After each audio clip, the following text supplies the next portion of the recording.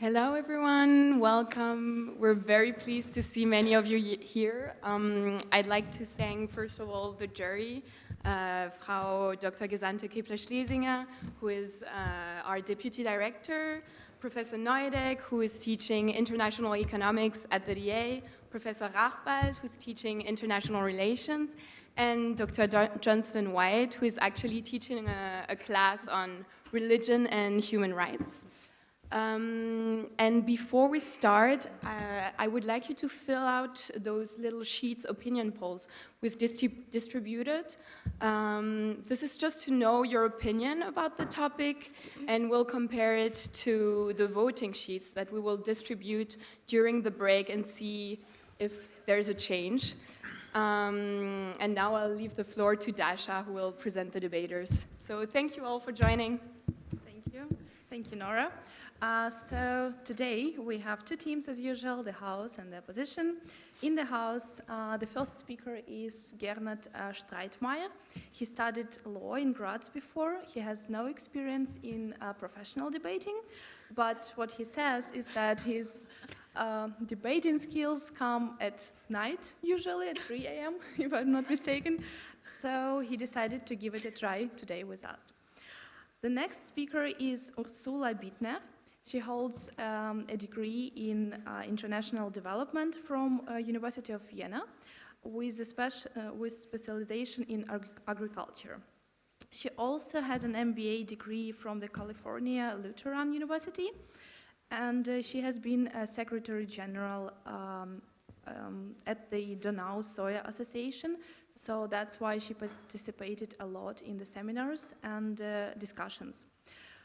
So she got interested in debating today because religion has influenced our society a lot, and it dramatically changed the development of humanity, she says. The next speaker in the House is Yohan Flateboy. He holds a degree, a Bachelor of Science from the US Military Academy.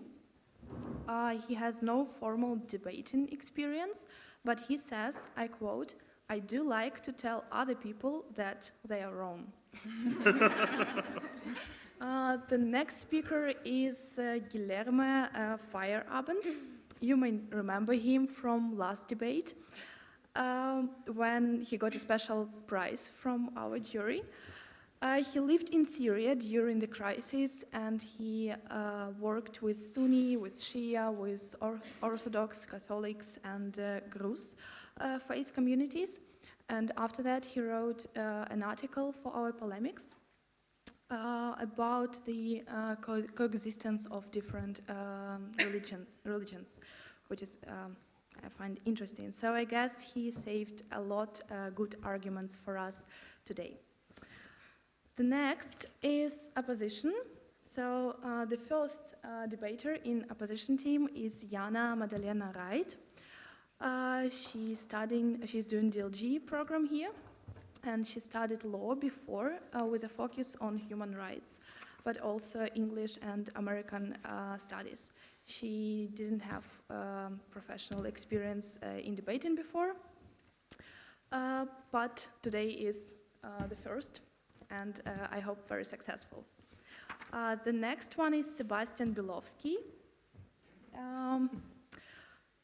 He's from Tyrol. He studied law at the University of Innsbruck and University of Iceland with a focus on human rights and European law. Before coming to the DA, he also worked as an attorney for human rights NGO.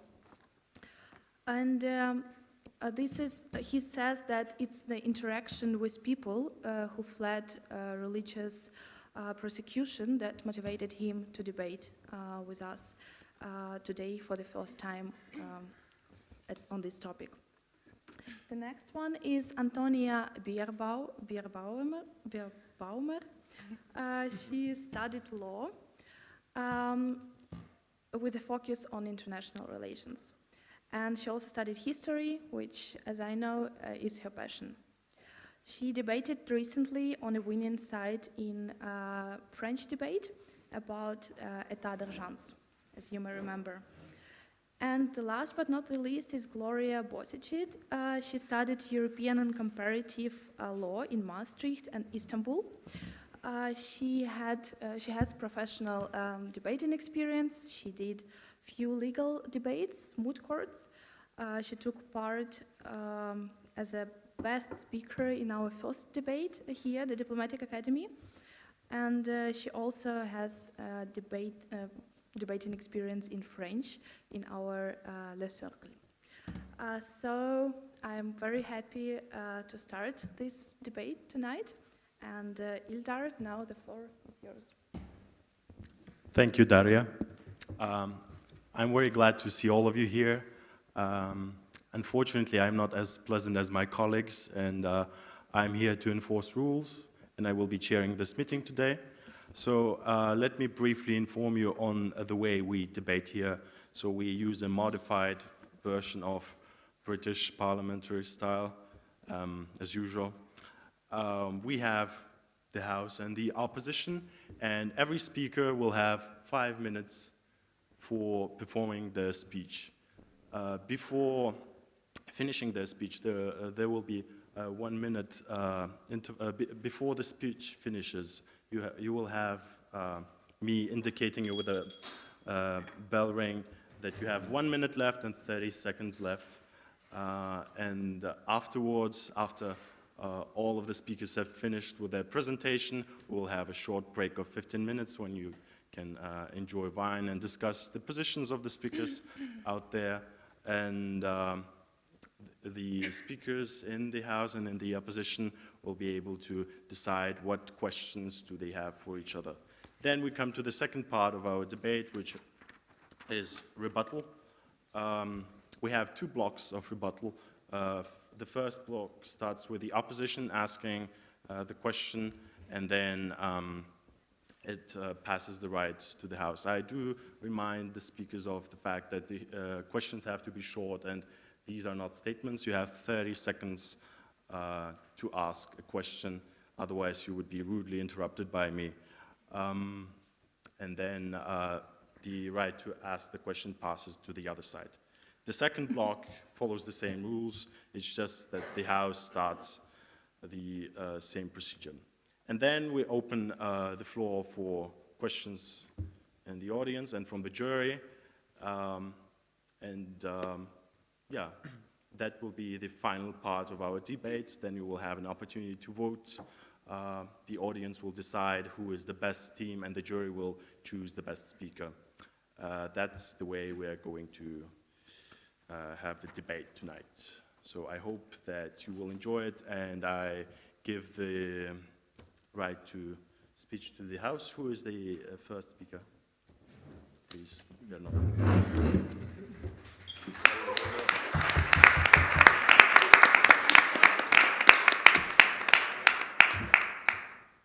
you have 5 minutes. Honorable ladies and gentlemen of the opposition, dear members of the jury, precious guests. Is religion a source for good in the world? The question seems simple. The answer hard to find. In fact, it's the other way around. I can easily give a clear answer by analyzing the complexity of the question. First, I must state one thing. Man is not good by nature. He can't be, because he doesn't know what is good or evil in the first place. So we should ask ourselves, what defines good and evil? What makes donating money good, but stealing it bad? Religion gives answers to these questions by offering guidelines of behavior.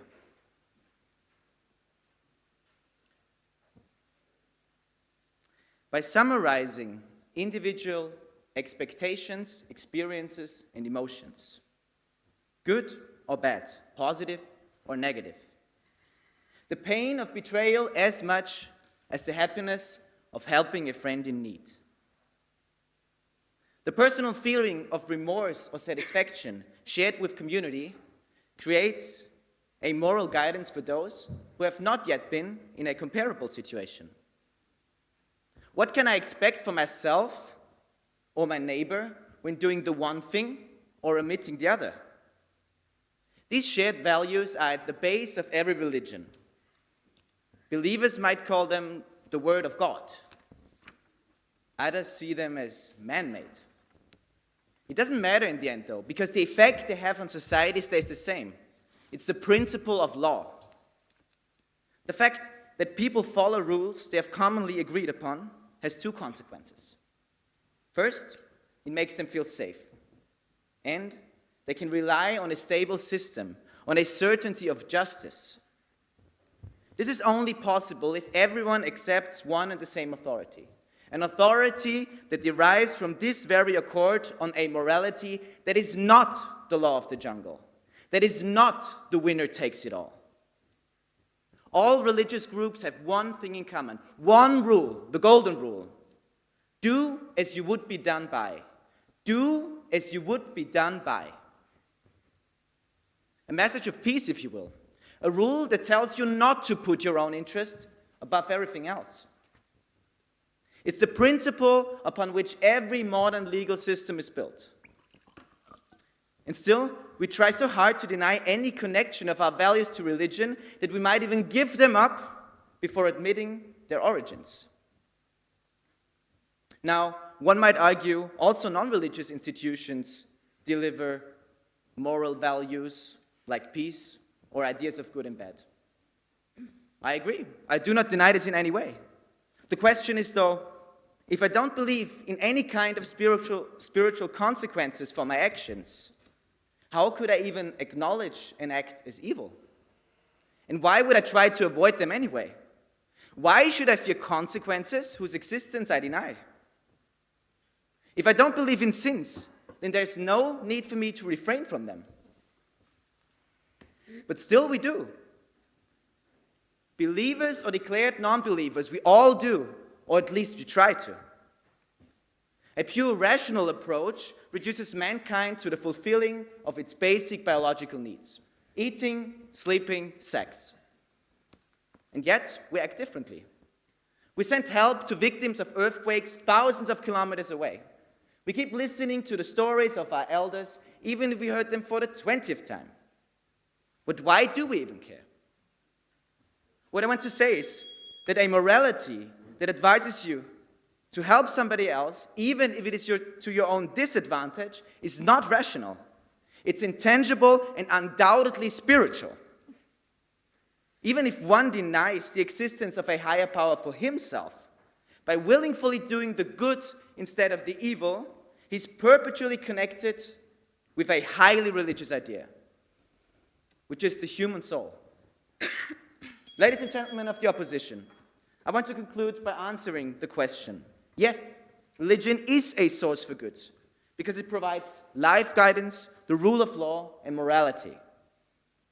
Humans may create religion, but religion creates humanity, even for those who do not believe. Thank you.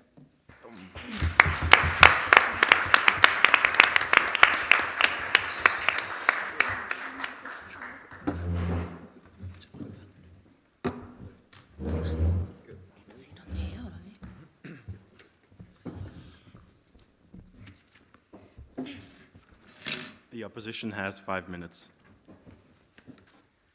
Honorable judges, dear colleagues of the Diplomatic Academy, we've just heard a very emotional opening by the government about a seemingly simple statement. Religion is a force for good in the world. However, in a society as complex as ours, we just cannot afford to lead discussions which simplify issues as relevant as the one we discussed tonight. Let me therefore invite all of you to take on a neutral point of view. Let us call things by their name, but let us make sure that we use the right names. Because when we simplify problems, we are tempted to confuse concepts. Religion, and I mean institutionalized religion, mustn't be confused with faith. What the government just said might be true, but it is linked to faith and not religion. It isn't my religion or your religion that gives me and you strength and helps us through hard times. It is our faith. It is our trust and our confidence in something or somebody. Of course, faith can be connected to religion, and in fact, this is done frequently because this is how most of us were raised. But especially because all of us have been socialized into a world where concepts like religion, faith, and even morality are wrongfully used interchangeably all the time, it is all the more important for us tonight to clearly distinguish between these concepts. When we refer to this force for good that we are discussing tonight, we have to acknowledge that it is our faith that leads us to good thoughts and deeds, and that it is our faith that inspires us to also bring good to the world. Faith in God is only one kind of faith. But the faith in myself can be just as strong of a force. Our faith in humanistic values, our faith in moral actions, that is a force for good. Your faith is something inherently personal. It is deep inside of you, and only you should control it. And that is the point where religion puts a spoke in your wheel. The government states that religion is a force for good in the world, but that is not enough. The government might be able to explain to you tonight that religion is good for something, that it causes a small good. But that doesn't mean that we can call religion a force for good in general. Religion is complex. You cannot just promote what appeals to a society and conceal all the negative aspects. In fact, many good things in our society had to be fought for against religion.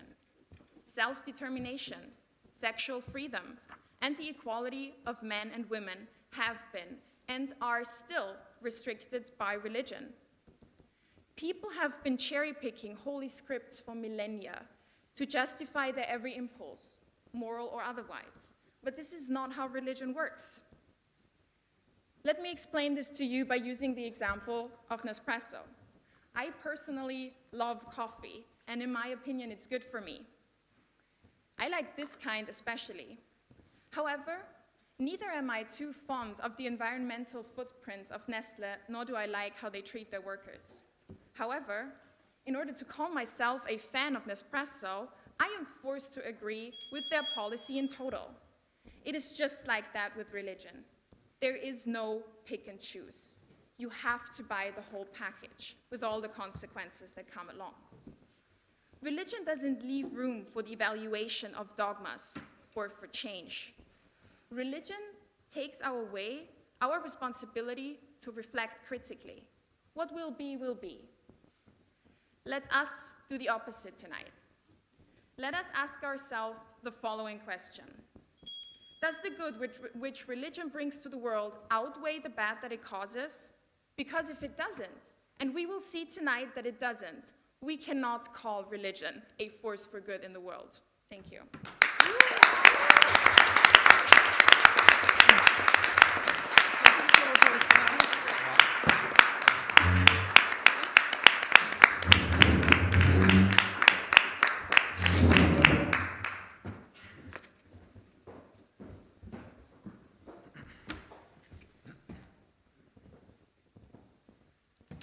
Good evening, ladies and gentlemen. Good evening, judges and jury. Good evening, dear audience. Thank you for being here. We are here to answer the question if religion is a force of good. But before I want to answer or try to answer that question, I would like to raise the question what religion is actually not. And religion is not a hobby. It's not something you really spontaneously choose because you have free time. It's not a pastime. And religion, and that is maybe the most important one, is nothing to do with extremism, fanatism, or even terrorism, or anything which divides people. So religion is something which unifies people, it gives consolation, and it is a place where people can find or even their own home. It gives an answer to the meaning of life and to the questions you can't even find anywhere else, not even in science and not even in any other studies.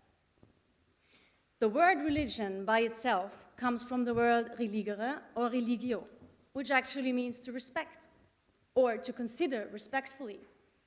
So religion, I would say, lays the foundation for our peaceful coexistence. And I would even go one step further and say that religion is the backbone of our society. It holds a society together and gives people the security through deep belief which explains the reason for our existence, why we are here, where we are coming from, and where we are actually going. And through rituals and routines, it helps us to feel sheltered. Religion establishes values and it establishes morals. It guides you, especially when you have experienced a loss through a cruel stroke of fate. And religion is always there, and it is there for you. The power of religion is in its message to people that everything is for a reason, everything is for something, and nothing is impossible. My grandmother, she had 11 children, and 6 of them died when they were very, very little. One of them was imprisoned under Stalin, and one died at the age of 50 through to a lung embolism. That was actually my grandfather. And she always said, without my belief, I would not have gone through all of that, because I know I will see them all again on the other side, wherever that is. And that could be your story, that could be your mother or your grandfather. Actually, ladies and gentlemen, of course, a lot of evil things happen in the name of religion, and still happens in the name of religion. But I really say, is that really religion? Is that really under the name, and that what defines religion? No, of course not, because we should never mix religion with fanatism or extremism, because fanatism is always bad. It's bad in any place, in any case, and at any time. And secondly, can we blame people, all religious people, for something another one claims to do in the name of religion? So would you blame all doctors if one of them is abolishing their power? Or would you blame all teachers and professors if one of them misbehaves in class? Well, certainly you would not, because you're clever enough to make the difference.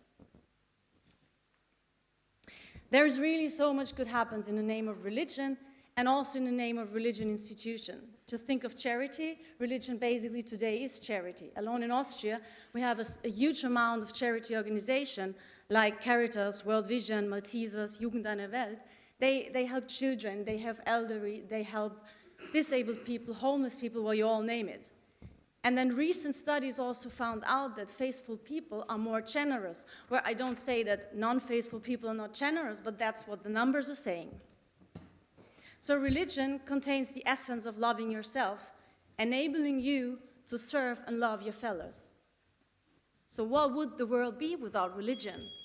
Religion would be without moral guidance. We would miss consultation, our beliefs gives us, and our spirituality. So should we forbid something positive because evil is sometimes done in the name of it? And if that is something we want to have, dear colleagues, then maybe, yes, we should abolish religion. But I really doubt that we want that. So my final message to you is this. Don't take away or jeopardize religious faith. If religion provides even a small amount of good in a world full of evil and suffering, then just maybe we should hold on it and keep it. Thank you very much.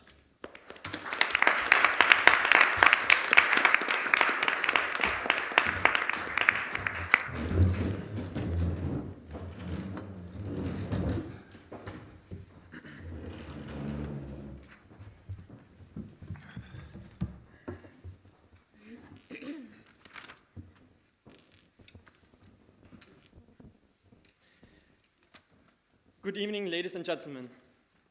Thank you, Yana, for your brilliant opening speech. I truly think the distinction you made is the key point.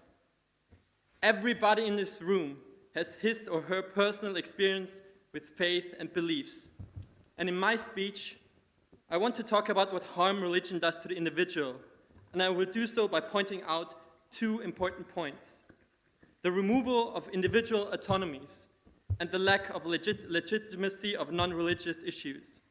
Before I start, I want to say that faith has a lot of benefits, and I myself, growing up in a social environment of my Catholic youth congregation, have benefited myself. Being part of such a humble group of young people and this immense source of energy was deeply inspiring and forged my personality into the human being I am today. Faith also helped me when my grandfather passed away, and it certainly helped me through the macro exam of Professor Neudeck. But there was no one dictating how I should feel or what I should do. I always believed in the power of the community, the power to change things for the better. It was just me and my personal God, and everybody in this room has a personal god or goddess for themselves. That brings me to my first point. Faith and religion are separate. Religion is the organization of faith. It's the institutionalization of something which is meant to be deeply personal and self-controlled. It's the attempt to tell you what to believe, rather of every individual being their own captain of their own beliefs. Ladies and gentlemen, religion tells you what to think, and in that sense, it's the ultimate form of totalitarianism. In order to be part of a religious community, you must follow a set of prescribed religious beliefs. You can't just choose what you want to believe. According to religious rules, you can't believe in the afterlife, the greater plan, without accepting the flip side of religion. The exclusion of women, the exclusion of the LGBT community, the right to decide over your own body's integrity and self-determination. I could go on and on and on. And the worst, outsiders are seen as enemies of God, potential agents of Satan, lacking in morality and not to be trusted. But who are religions to dictate us? This brings me to my second point, the legitimacy of transgender cults, which in the case of Austria and other states, get subsidies from the state to indoctrinate children in schools, a place where the pillars of enlightenment, reason, equality, inclusion should be taught, is highly doubtful. They tell children what is good or bad, what is a sin, what is haram, and to fear the consequences if they don't obey. Because if they obey, that's apostasy. And if you do not live according to their rules and dogmas, you are excluded. But let's remember, religions are man-made. Man-made institutions, just like profit corporations are. And like any corporation, to survive and to grow, a religion must find a way to build power and wealth and compete for market share. Hinduism, Buddhism, Christianity, Islam, any large enduring religious institution is an expert at this as Coca-Cola and as we've heard Nestle. And just like profit behemoths, they are willing to use their power and wealth in the service of self-perpetuation, even if it harms society at large, like the fight against AIDS or female genital mutilation. And in that sense, big corporations are in core more legitimate and open to change than any religion, especially when we break it down to the power of the people, to the individual who are part of a religion, compared to the power of people who hold a share in big corporations. The attempt to institutionalizing something which is utterly personal into institutions where such a big discrepancy between the power on society and any sort of legitimacy, where men behind closed doors or a higher force decide what the believers should consider as God's will, is just open to misuse and dangerous, as the history has proven and the news shows us every day. Remember, faith and beliefs are genuinely personal, and the attempt to generalize or label it can't be anything but harmful and a bad force for the world. Thank you.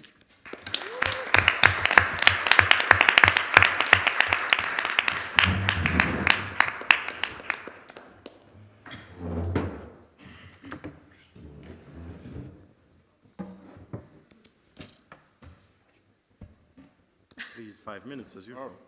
No discrimination. Ladies and gentlemen, judges and jury, distinguished guests, brothers, sisters, comrades. Put before us tonight is the question of whether or not religion is a force for good in the world. I submit to you that, yes, it is a force for good, and we should not be so cavalier about casting it off. Nietzsche said, God is dead, God remains dead, and we have killed him. Now, it's obvious that he meant that humankind, at least in 19th century Europe, had removed the need for religion in their lives. But what is not often discussed is what he thought this meant and why he actually feared this development. You see, religions are man-made. even if you keen to a specific faith yourself, you would still admit that all the other faiths are man-made. After all, they cannot all be true. Does anyone here believe that Poseidon is real? Wotan? Astarte? I didn't think so. Religions are the belief systems developed by pattern-seeking apes in order to make sense of the world around them. As man-made paradigms, they carry the cultural baggage of their origin. We call these the doctrines.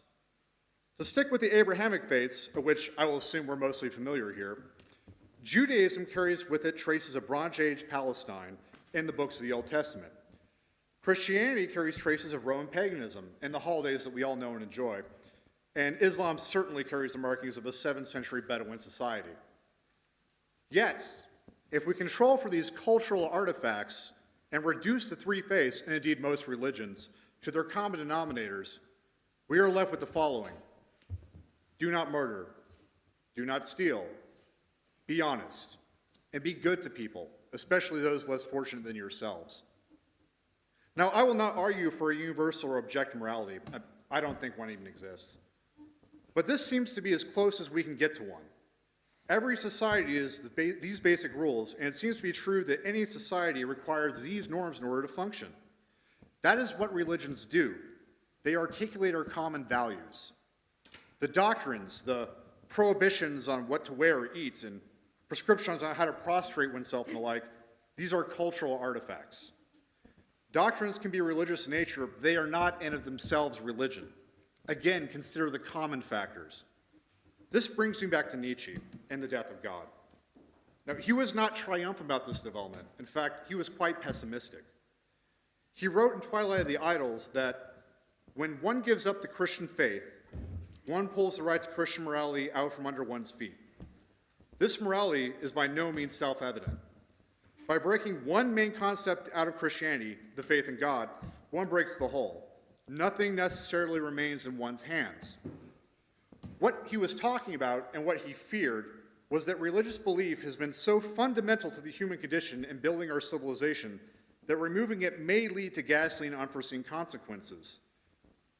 It has been an anchor for our common morality, and there is nothing concrete to replace it with. Indeed, all the great philosophers that shaped the modern humanist view were steeped in religious tradition.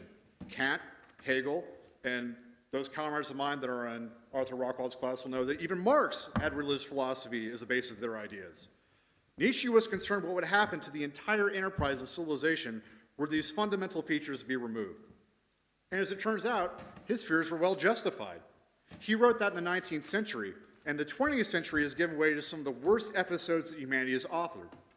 Multiple world wars, civil conflicts, and ideological struggles have managed to surpass the death counts for previous centuries.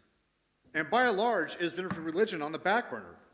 You see, anything can be corrupted and abused. Just like religion has been used in the past by individuals and institutions to do evil, so too the philosophies and values of our modern society. The democratic process brought us National Socialism in the American war in Iraq. The social democracy that we love in Europe has ideological roots and been bedfellows with some of the worst murders in human history, Stalin and Mao. Are we to judge these secularly sacred pillars of our society as a force for evil because some men have managed to abuse them? Will we cast off the democratic society because men are fallible? Of course not. So we should not do the same to religion. This is even more clear when we consider the society in which we live today. Is religion a negative force in the developed world? No. It is a source of community, and religious involvement outside that community is reserved to charitable organizations. This is hardly a bad thing. It is only in places where education and affluence are in short supply that religion retains its pernicious aspects. It is not faith that is the problem, but ignorance and privation. We cannot conflate these root causes of misery and blame religion for human failures. Thank you.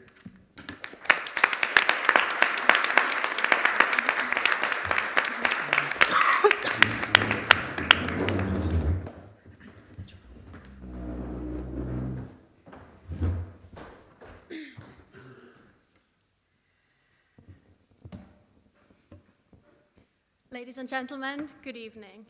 As opposed to what the government wants you to believe, religions are the main cause for war, genocide, and the recent wave of terrorism.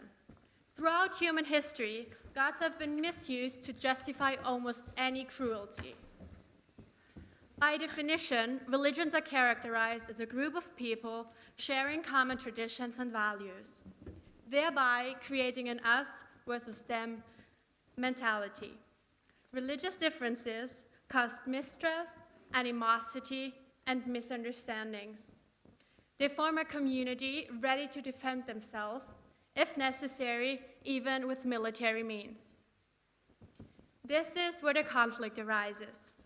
The irrational belief that my God is the true God and therefore better than your God has caused endless wars, slaughter, and misery for countless people. In the course of history, humans have worshipped over 5,000 gods. And all believers were and still are convinced to be morally right and that others can therefore be conquered, converted, and even killed. All of this happens and they claim to have God on their side. Obviously, politicians cleverly misuse this mechanism. The vast majority of wars have been started in the pursuit of power, territory, or natural resources. But these objectives are not enough for people to make people actually go to war. Modern-day politicians cleverly misuse this mechanism and misuse religion as a motivator and pretense to obtain support from the population.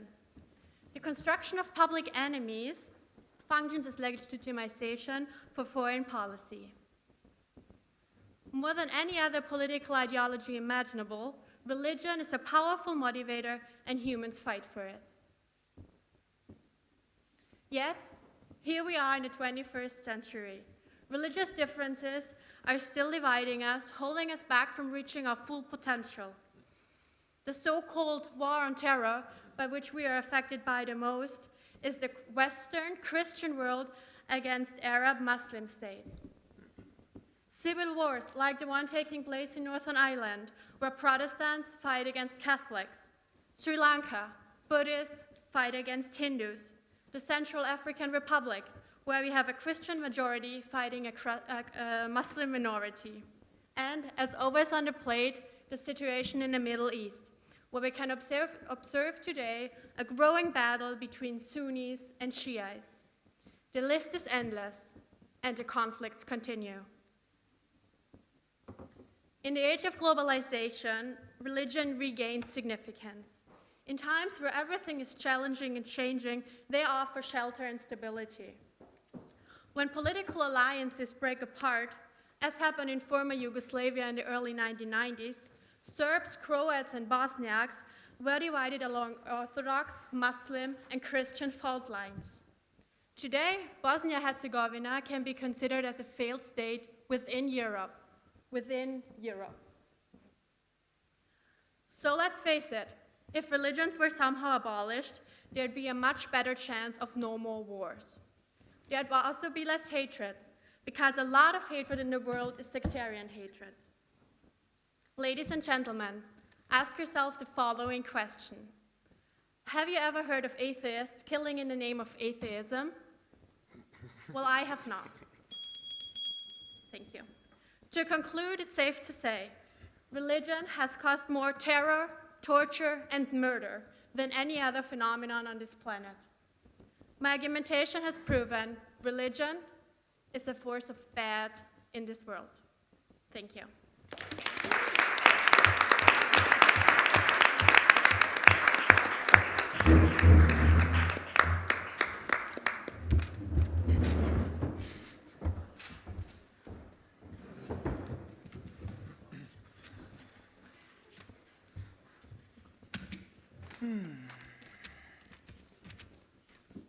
Hey, you there? Whenever you say. 5 minutes is usual. Okay. Members of the jury, ladies and gentlemen, opposition. I really didn't come here to prove them wrong. I came here to actually, with an open heart, to remind all of you of something. First, I must ask to our members in the opposition, would you actually refrain humanity from its spirituality? Would you take from us the exquisite ability to believe, to recognize the sacredness of being? How many tried to do such a thing and just disrespected basic human rights? Believe in a God, seriously, or not? I don't, because it doesn't matter. One thing is for sure, religion is a force of good. And it's not ephemeral as human law, it is timeless.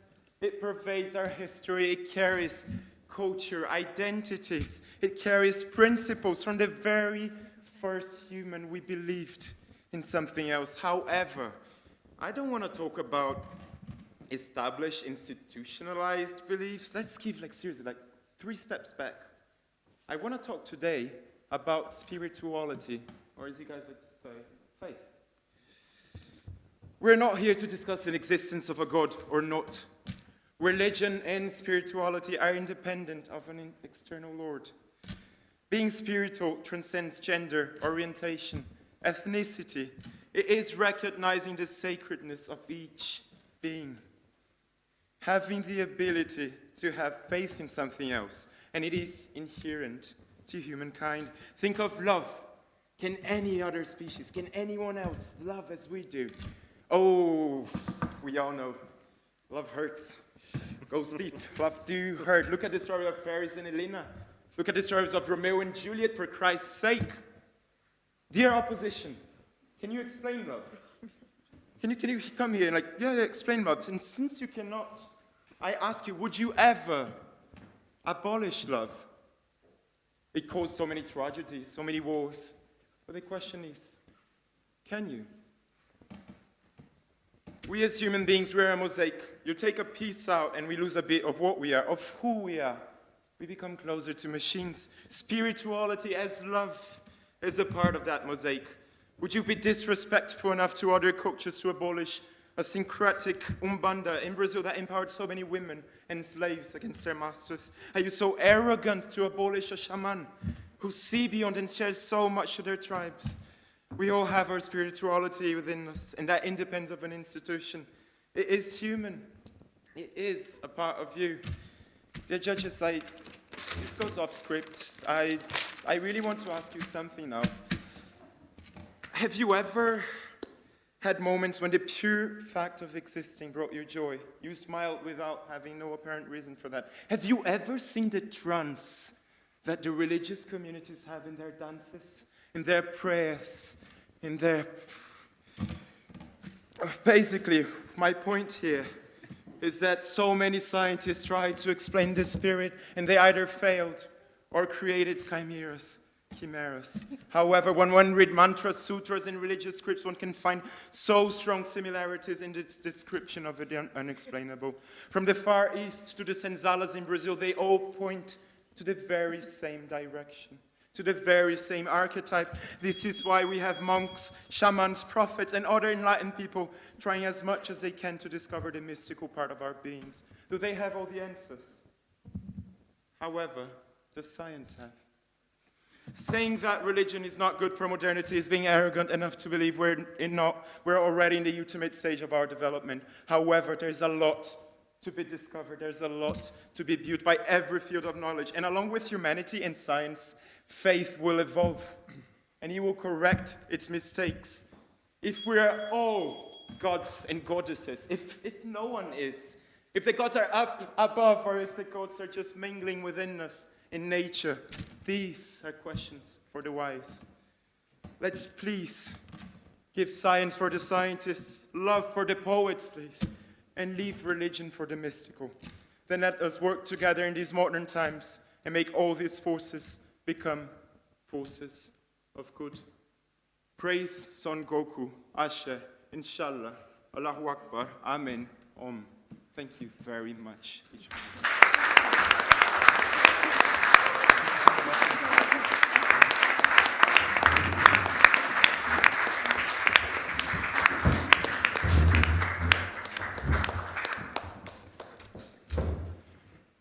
Thank you so much for these prayers. I feel like Jesus has been incarnated tonight. But I would now like to go back to the actual debate and to tonight's motion, which the House has neglected the entire evening. And this motion, the question before us tonight is religion a force of good? We have not been asked to discuss, do we believe, does God exist? And we have surely not been asked to answer what Nietzsche meant when he said, God is dead. No, we have been asked to convince you that religion is not a force of good for the world. And we have invited all of you, and we have invited the house to come on a journey with us to distinguish between faith and institutionalized religion. The house has not followed our invitation. We are very sad about this, and we have not heard a single argument why religion as an institution is a force of good for the world. We have heard what we have been saying all along, what my brilliant colleague Yana stated in the very beginning. Yes, faith, of course, how could we possibly ever deny that your personal faith is a force of bad? No one could ever deny it. But what we have been trying to show you, religion as an institution is not a source of good for the world. How have we showed this to you? Let me walk you through our line of argumentation once more, because I feel like the audience has been greatly distracted by prayers and love and God and Nietzsche and even Romeo and Juliet, seemingly have something to do with tonight's question. So first of all, we have said we need to separate faith from institutionalized religion. If we do so, we must find that through institutionalized religion, individual autonomy is taken from us. Things arise such as discrimination, segregation, alienation, and even war and terror. And dear audience, had we been talking about any other ideology tonight, be it fascism, be it communism, and we would have explained to you, those are the consequences of this very ideology, you would have not hesitated for 1 minute to agree with us that this ideology is a source of bad. God doesn't roll dice, right? And neither did we. No, we made a very clear assessment of individual belief versus public harm of institutionalized religion. And we have come to the conclusion that this public institutionalized religion causes more harm than any good that comes from our personal beliefs on a global scale, because the question was for the world. Too many lives have been lost, too much blood has been shed, and too many people have been hurt. Force. What does this word even mean? Force implies motion and movement. And movement potentially even implies moving forward, moving in the right direction, taking a next step. Is religion a force that can move us forward, that can lead us to a real, truly modern 21st century society? We would deny this, and we would answer in the negative. And actually, Latin is a very funny language because, as I understand from the writings of the philosopher Bloch, religion, as in religio, is binding back, means binding back. We do not want to be bound back. We do want to find a force for good in the world. And just look around you, look at your neighbors, and look at this very room, because we are at a university. And we say the answer, the force for good, is humanism and enlightenment. Dear audience, what is to guide the individual through love and separation, life and death? That's faith. What is to guide us as a society? It's science to understand the world, it's philosophy to make sense of the world, and it's art to give us joy and meaning. Thank you. Hear, hear.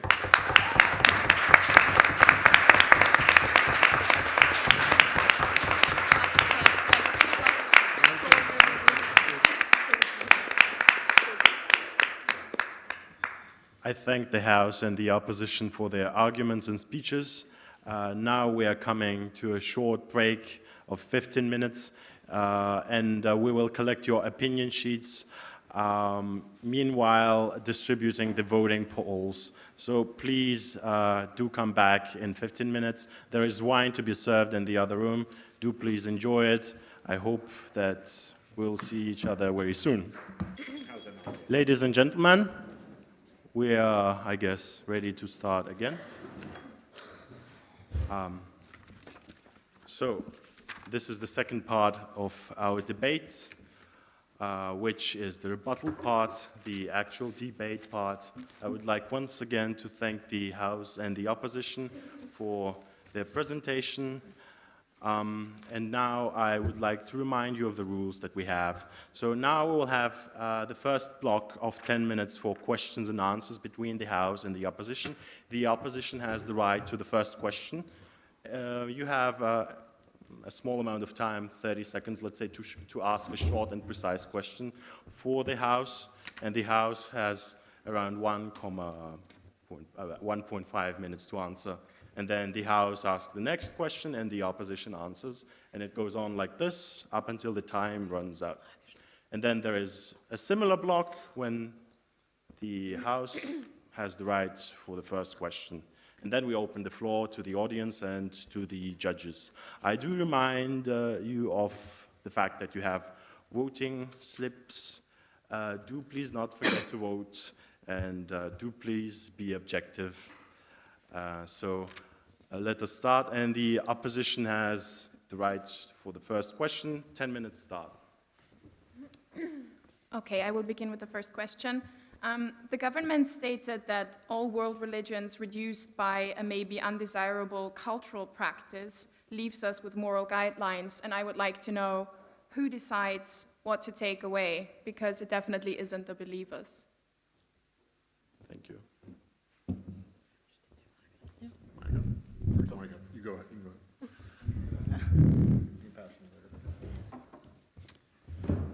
I don't know who decides. I can just say and state one fact.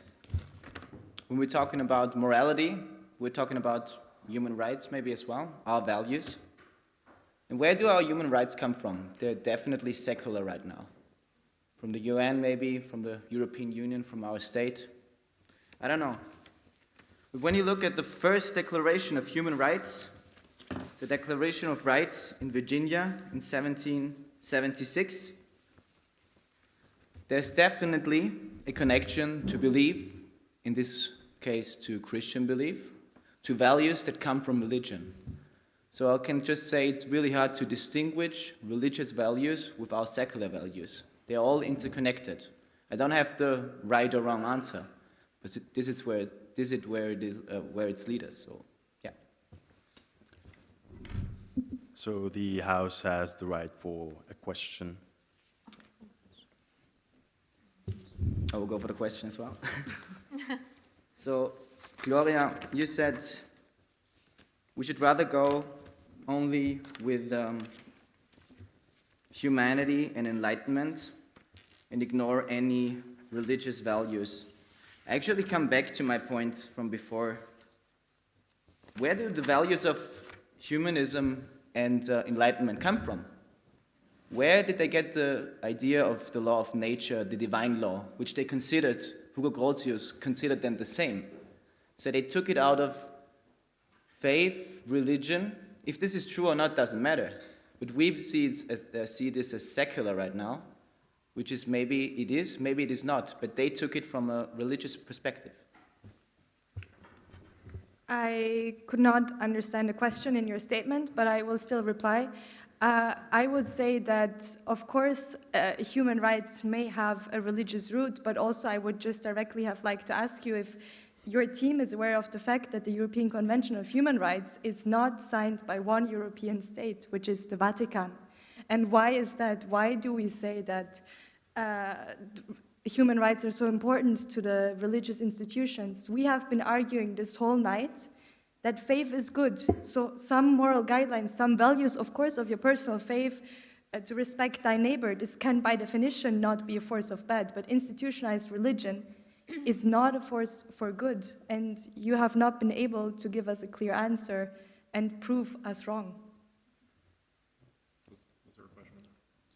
No, that's her No, answer. I had to answer. So the opposition has the right to Yes. question. Government, your second speaker stated that fanatism, extremism, or terrorism has nothing to do with religion at all. So I ask myself, how would you explain all the major conflicts taking place right now? Yeah. Well, I would not doubt that there is something happening in the name of religion as bad, as I already stated in my statement, but that is not religion. I mean, if you take out the religion, still the fanatism and extremism will stay. I mean, there is, as you stated also in your speech, you say that reasons for war were not religion, it was just religion was used, and kindly you give you the answer in your speech to my question, because if religion is just used for terrorism, for extremism, for war, or for anything else, then it's not religion by itself, which is the reason for this conflict. It's, as you stated, territory, it is power, it is whatever it is, but not the religion by itself. Your turn for the question, the government.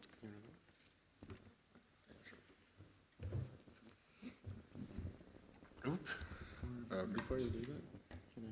Yeah, go ahead. Do your thing. Yeah, I don't know who from the opposition mentioned that religions in general, they disrespect sexual freedom, or I don't know, even women's rights and these things.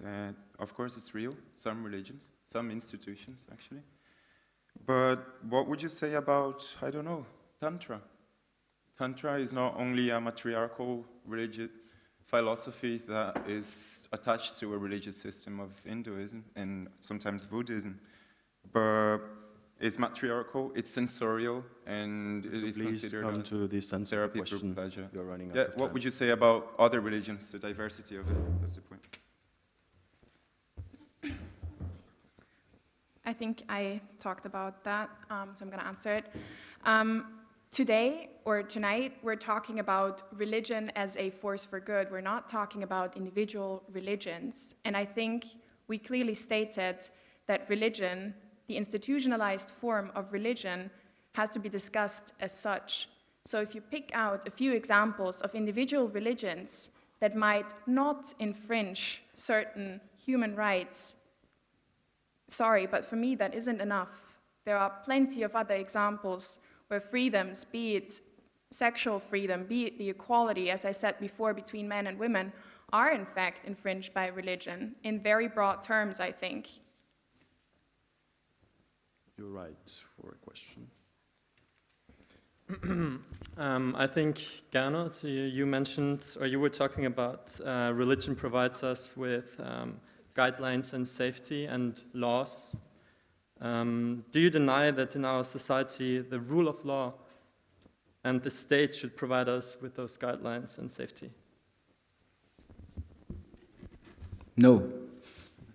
I do not deny that the state or secular institutions provide us with law, the rule of law, or any convention. The question is only how to distinguish their origins. Why is in our constitution, why do we set in our constitution the rule of law? Why do we do it? We could do it differently. Where does it come from? Since when do we have it and why do we have it? I don't have like a clear answer for that. But I can tell you that, as I told you before, the first declarations of human rights had their religious origins. And they were the role models for all secular declarations of human laws afterwards. So I don't deny that there's a source for good in secularism. Of course not. But I don't say that there's no good in religion. That's my answer. Your turn for the question. Okay. Thank you.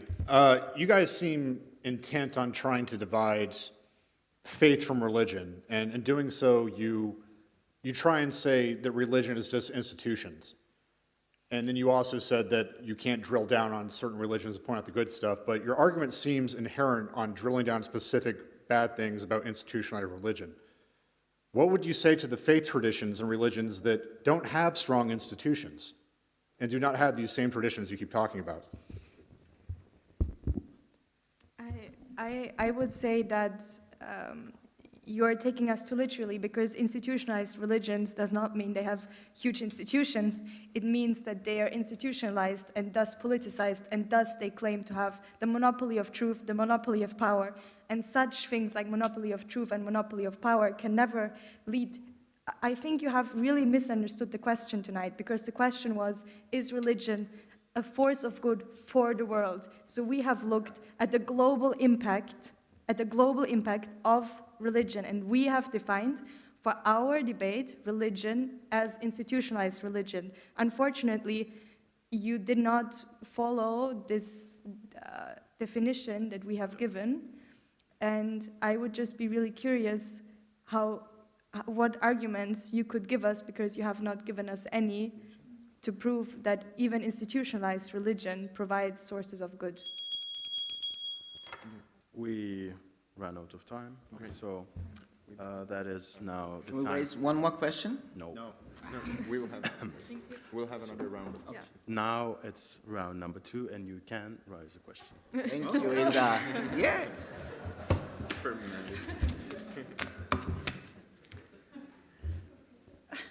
Antonia, Hello. you said in your speech you've never heard of an atheist going to war because of atheism against an atheist or whoever. How do you explain the about 35 million deaths because of Stalin, who was the leader of a regime who was totally atheist? Yana, this is an extremely important question, because you found the one weak point in my argumentation, but it's not after all a weak point, because Stalin himself, he grew up in Tiflis, Georgia, which at that time was part of the Soviet Union, and he in fact got the education of being a priest one day. He later dropped out of priest school because, I don't know, political reasons probably, but he himself comes from a religious background. I think this is crucial to understand. And even in Soviet times, being religious was enough reason to be sent to Siberia, being sent to a gulag. So here again, we have the religious problems. Same goes for fascism, same goes for Nazi Germany. Probably your next argument would be Nazi Germany, so let me answer the question you haven't raised so far. Hitler, in his speeches all the time, referred to God. He was doing his work in a sense, so same goes for anti-Semitism. Semitism, thank you. This is religious hate. And just because we found one example in history where humans do bad things because they're human, they're evil as persons, doesn't make our argumentation less valid.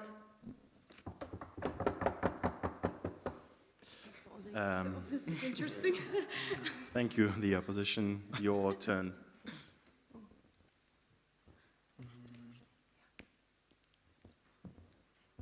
I would like to ask, because also Gernot, you have mentioned that religion creates humanity even for those who do not believe.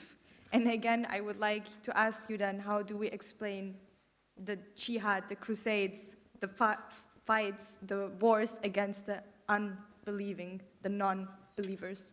Was this humanity for them? If I could explain why jihad is held, I might even have a solution to stop it, and I don't. It's extremism, it's fanatism. If they wouldn't do it for religion, they would do it for something else, race, color of the eye, language, whatever. So it would be too easy to break it down to religion. And I want to answer another question, because you said we never came up with a valid point for religion in general. What is good for the world? What does religion good for the world? Let's talk about institutions. Let's talk about religion institutions. Let's talk about Caritas. Let's talk about diaconia. Yes, please, let's talk about it. Let's talk about them. We are curious to talk about it. I will Order in the house. I will come to... Please stick to the question. I'm at the question. I said religion creates humanity even for those who do not believe. Religious institutions give people the chance to do good. They offer ideas which people can follow. They don't have to be believers. You don't have to be faithful to be part of Caritas. You don't have to be faithful to be a part of diaconia and work for asylum seekers, as you know. So this is a point where religion does good in the world without being judgmental, without being what they are. No, what we are, this is a wrong thing. I don't know. So I already answered your question, I think. Yeah, after you addressed that to me personally, I'm asking you to get your, yes? It's their turn to ask the question now. Please order.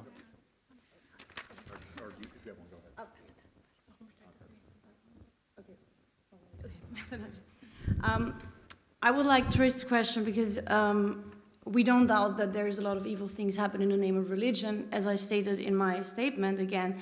But of course, you can hardly divide religion from culture, and you cannot take out religion of our history, which was a really important part of the development of our society. So if you claim that religion is a source for bad, I would like to ask you, what is your solution, or what would be your idea? What should we do? Should we just like abolish it and take it away from people? Do you make yourself to a god and decide what people should believe in and what not? Thank you for your question. We thought that we had actually answered this because, first of all, we said it's not about a source for good, it's a force for good, and we have said that a force should be something that moves us forward. And we do not deny that religion had good impacts probably in the past, but we think for our society as we stand today, there are different things that should bind us together, and religion keeps dividing us, so it's not a source for good, it's a force for bad. And this force for good that we have suggested is just to focus on science, philosophy, and art, humanity, and enlightenment. Thank you. Maybe I can add something to that since we still have time. You talked about religion being part of our culture. I think we shouldn't forget that religion holds our culture back.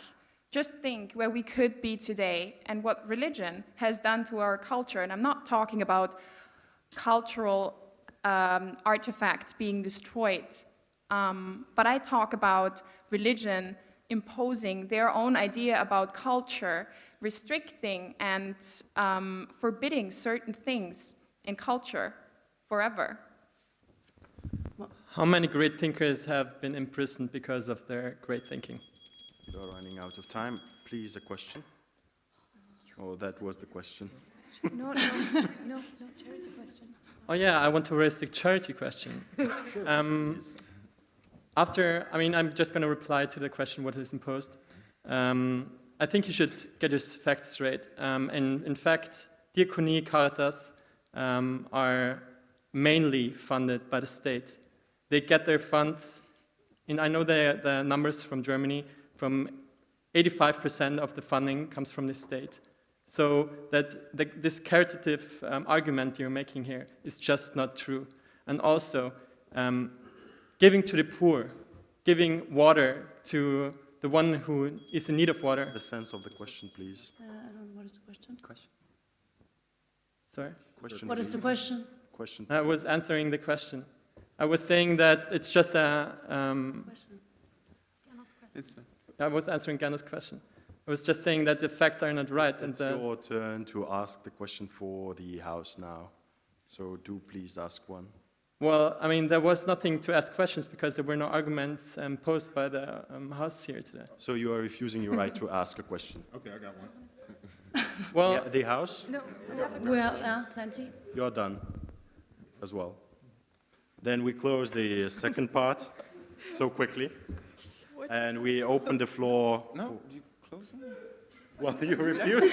You also refuse. You just said we have one question left. I was really looking forward for a question. Well, there is 1 minute more, but It's really fast. It's because I just had the impression we kind of stepped on our toes, and I don't know why we're so much debating. Because in the end, basically what happened was that you guys gave us a definition that religion is institutions. However, we gave a very nice definition of religion as well. We said religion is respect and Can you explain that? It comes from legere, which is like respect, or ligere, and re is like again. So the definition you had Question, is not a please. question. Yeah, and the question is, how do you really think that like faith on that definition of religion is different from religion? you have Yes, definitely. I 45 think we made that seconds. clear. Yeah. Yes, we do. Not clear. Can we have another question? Yes, you have 30 How's it seconds. going now? How's it going? 25 seconds. Let's probably open the floor for the judges and for the audience, finally. Okay. We grant the judges the opportunity to ask the questions first. Thank you for your... We hear you. Hello? All right, well, I'll just speak up. So thank you for some very provocative comments on both sides. I have questions for both the opposition and the House. I will begin with my questions for the opposition. Yana, you state that you have to buy the whole package. Surely religions have, in many cases, self-reformed. Is this not something that we should take into consideration? For example, look at Vatican II. There are a number of changes that religions themselves have provoked. I noticed that no one really wants to defend, other than briefly, institutional religion. And I would challenge all of you to consider the fact that one cannot so cleanly separate institutional religion from faith. This is not something that can be done as cleanly as you have really both sides attempted to do. I would further offer to the opposition the proposition that Enlightenment is not something that has been universally lauded. For example, we have the arguments by the philosophers Horkheimer and Adorno that Enlightenment led straight to totalitarianism and concentration camps. How would you respond to that allegation? For the House, how would you answer the charge that there have been abuses of power for many centuries by those in religious leadership? One could argue that these abuses go beyond ordinary power by politicians and others in power because they are thought to have the mandate of God. Is this not a charge that you should be dealing with in your arguments? And finally, is there anything that religion does that cannot be accomplished by other means? You speak about defending faith and about defending the golden rule, the basic laws of reciprocity that underline society. Could these not be accomplished by other means than religion? Thank you. As the first question was addressed to the opposition, I suggest that the opposition starts answering the questions, and then we will continue with the House. Any volunteers? Yeah. Well, thank you for the question. And yes, it's true. Religion, and in that case, the Catholic Church also has evolved and has developed, definitely. But we believe that there are still positions on certain topics, and I think they have been mentioned, and we know what we are referring to, that are openly contested still by religion. And this religion has power, and again, institutionalized religion, churches have power. They influence the community, and by promoting against certain practices and certain ways of living, they influence a lot of people all over the world. They influence believers, and very often in a bad way, and that is something that we highly criticize. Thank you so much for your question. I would like to answer. I'm very well aware of the dark side of the Enlightenment. And it is clear that this emphasis on rationality that was put by the Enlightenment thinkers has led to a rationalization also of people, of systems, and maybe in extreme cases even to the concentration camps. But we would still believe that the key things to draw from the Enlightenment today, in retrospect, that is our modern day state, that is the rule of law, and that are definitely also human rights, are a better basis for our society than religion. Thank you. The House? Okay, I get the first one. Thank you. As to the charge about the leaders in religious positions abusing their authority, and in turn, with the institution challenge you gave us, first, yes, men are fallible. That's the answer. And as far as that being worse because their petitions may be sanctioned by God, that's something that's left basically the emotional state of who's being acted on. For someone who's not of that faith, that might not actually carry the same weight. And yes, it is bad, but then again, politicians in the modern era have done actually far worse in terms of like body count and everything. And as far as trying to like get the institution away from religion, one reason was because institutionalized religion does not incorporate the full realm of what religious belief and faith is. And we didn't want to just reduce it to institutions because that doesn't actually account for everybody's faith belief.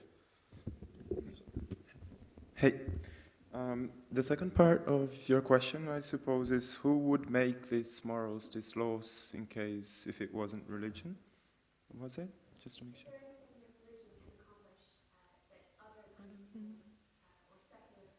Yes, yeah, exactly.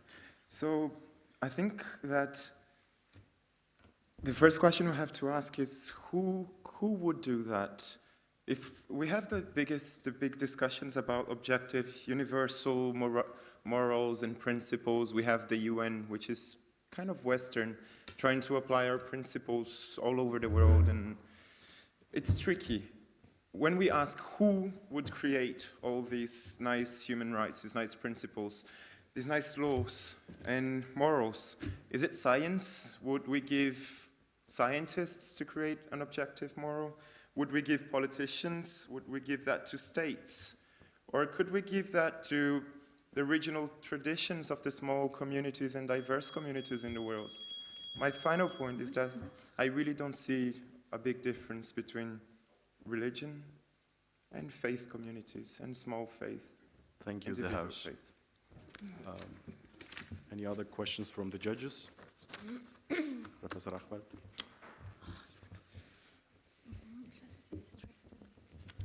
Thank you. As I see it, both sides have taken kind of intellectual absolutism. Is it good or is it bad?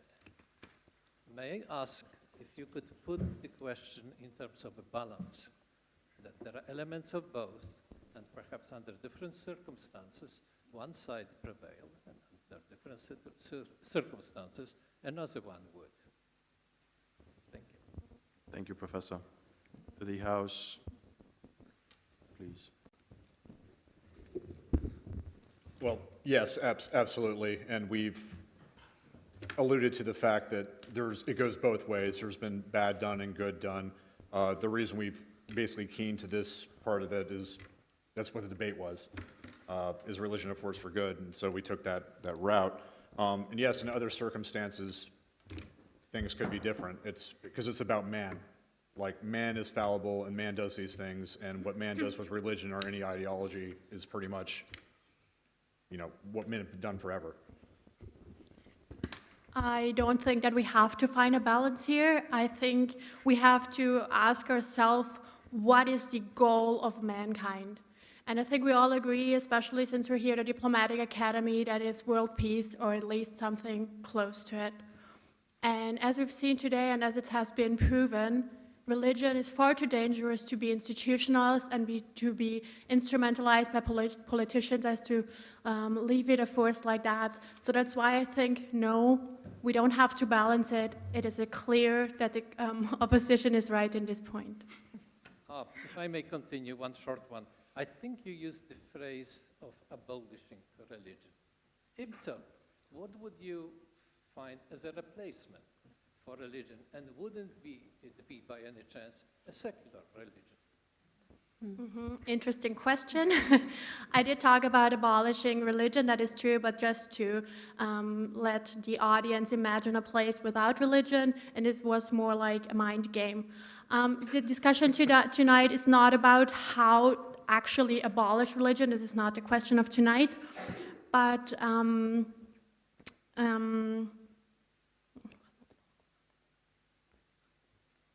right, sorry, I forgot the second part of your question. Alternatives, I mean, we've talked about it. We talked about, yeah. Okay, just one more second. We talked about transcendence, we talked about research, we talked about science, we talked about art to really fulfill our goals, and I think this is important. Thank you. I will read it. Let's give an opportunity to our guests from Uni Wien to ask a question as well. So since the entire debate seems to hinge on the definition of religion and the proposed definition of the opposition seems to have brought confusion to both the audience and apparently some of the judges at the very least, my question is linked to that and towards the government in this case because they carry the burden of proof here. The most impactful argument from your side was the value of morality, or as Mr. Fayam put it, the unique benefits of spirituality, which, fine, that's great. Considering that both existed in documented cases of anthropological science, for example, way before institutionalized religion, what is your analysis why the benefits that you lined out are inherently connected to religion? Thank you. The House? Well, again, we're getting to the definition problem, which you alluded to, and like we've repeated, is we're not really working on their definition. It's religion is more about faith and belief, and it's not just connected to the institutions. So, of course, if you had something before what you would call institutionalized religion, that was still religion. If you still had these basically faith propositions and you had these rules of behavior, and probably back then especially like ideas about the supernatural, yes, that was absolutely religion. Just because there wasn't some structure like you have now and the great religions of the world doesn't mean it wasn't religion, so we'll keep with that. I think that the question is, if I believe in something, if I have faith in something, doesn't mean that I'm religious? I think that's it. Thank you, the House. Any other questions from the audience or from the judges? Yes, please. Jack.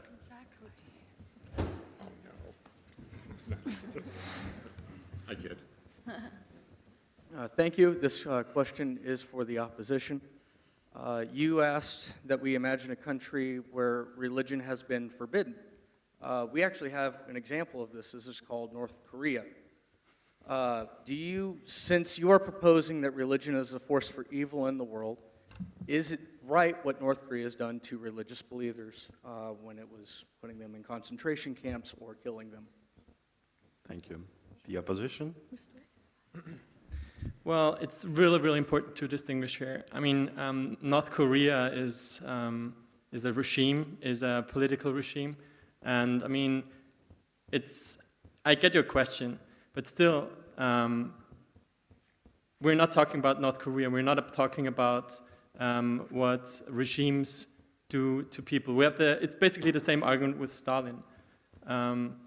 We're talking about if in the world we live today, the religions we live today outweigh or are genuinely bad, and is the good outweighing the bad which is done by religion? Thank you. We have time for one final question.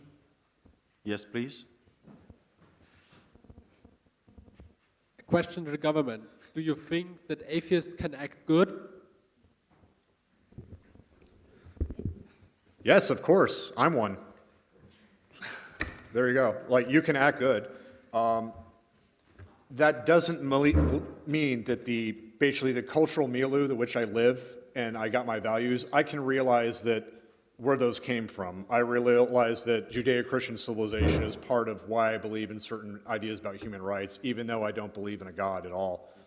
You want to go ahead? Yeah. I mean, atheism is basically the absence of God.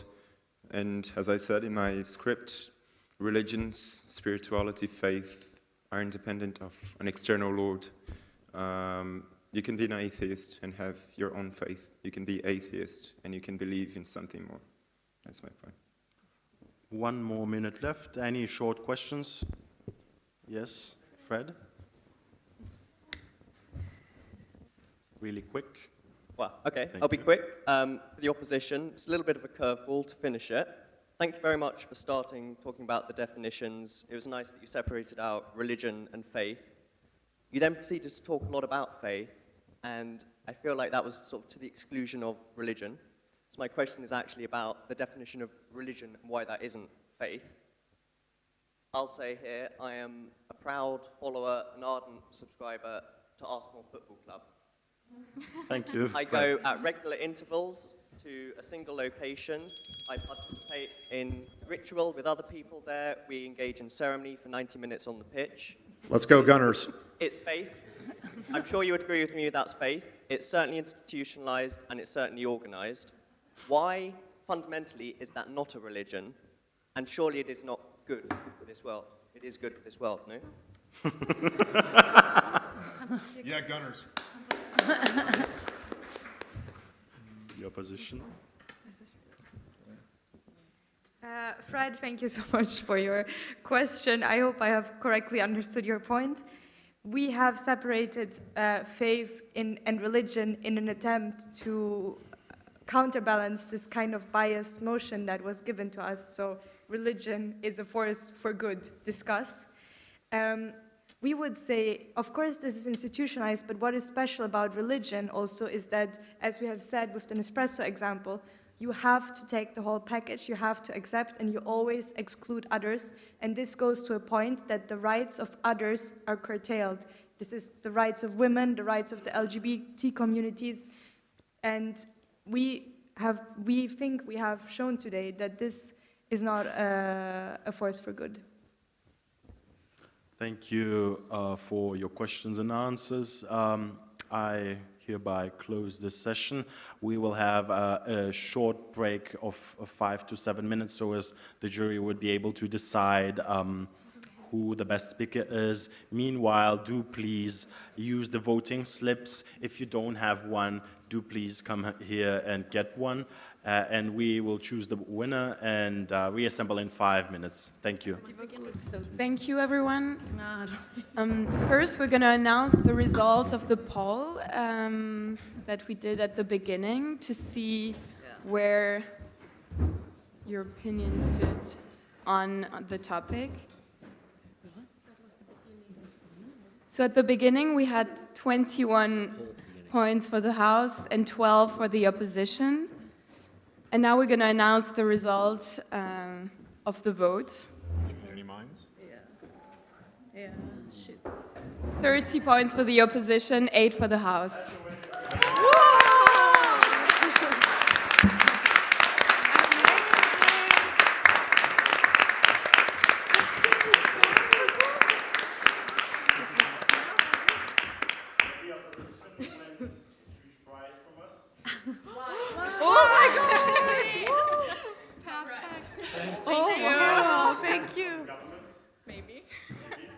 And now we leave the floor to the jury to announce the best speaker.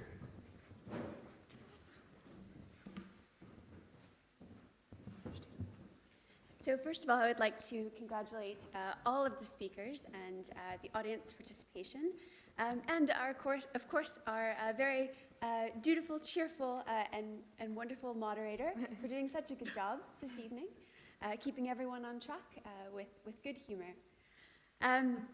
So in our discussions with the jury, we all, contested this dichotomy that has been established, partly as a result of the actual formulation of the question, but also in the debates, of, the issue, what is religion? We've not fully settled on this. In the debates, there's been an attempt to divide religion between the institutions and between faith, and there's been an elevation of the idea of faith, and I would say overall a denigration of the institutional components of religion. And I think across the board, all of us really want to challenge that to a certain degree. First of all, as has been pointed out, there are some elements of institutional religion that can certainly be praised. By contrast, faith is not always, universally laudable either. One can say that one can have faith in something which is inherently detrimental. We were discussing, of course, we keep reverting to the extreme example of, what Hitler might have believed in. Well, he believed in the supremacy of the Aryan race. Is that not in itself a kind of faith? So these are questions that I would certainly challenge the debaters and the audience to consider in more depth.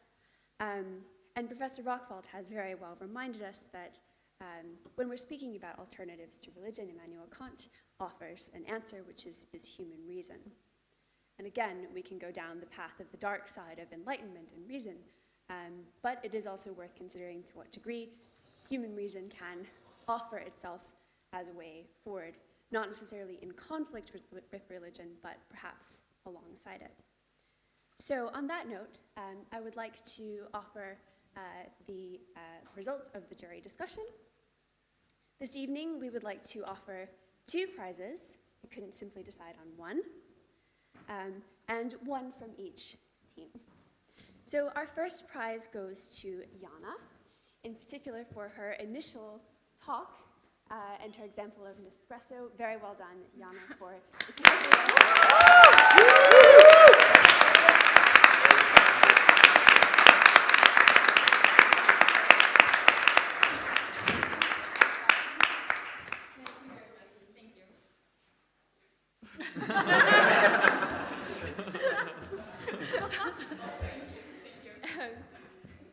Thanks, Nora. And but there will be a special prize as well.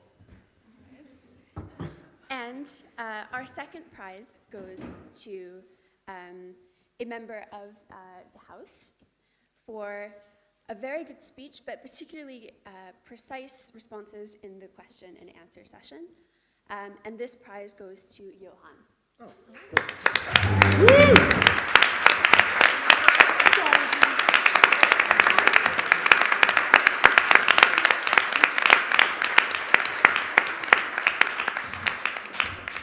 Once again, very well done to everyone for a very intriguing, thought-provoking, and of course, entertaining evening. Thanks on behalf of the jury.